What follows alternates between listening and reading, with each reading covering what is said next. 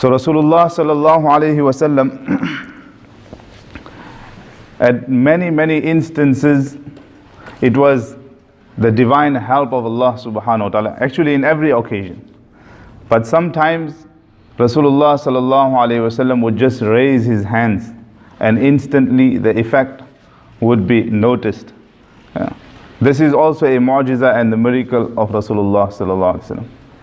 Once there was a famine, a drought in Medina. For many weeks and months there was no rain.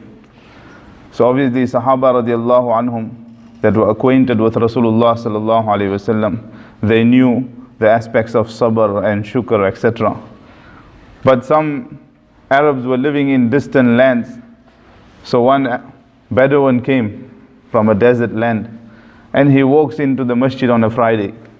The Prophet ﷺ is on the mimbar and he says, Ya Rasulullah, O Prophet of Allah, our lands have become dried. Our orchards and our plants have become dried. Our animals have become lean and weak. Pray to Allah for rain. While standing on the mimbar, Rasulullah ﷺ raised his hands and he prayed to Allah subhanahu wa ta'ala. Sahaba say that khutbah had not finished. Before the khutbah, before Salatul Jum'ah, there was not a single cloud that we could see in the skies of Medina. When Salatul Jum'ah was finished, it was gushing down upon us. It was raining and raining, and it continued to rain for 7 days till the next Friday. Again, the Sahaba that were with Rasulullah sallallahu alaihi wasallam, they remained quiet, they remained silent. This Bedouin came again the next Friday. He said, Ya Rasulullah, O Prophet of Allah, our homes are flooding, our farms are flooding. Tell Allah to stop the rain.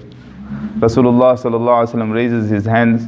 Sahaba say that before Jummah it was only pouring. After Jummah we could not see a cloud. We seen that there was a circle formed all around.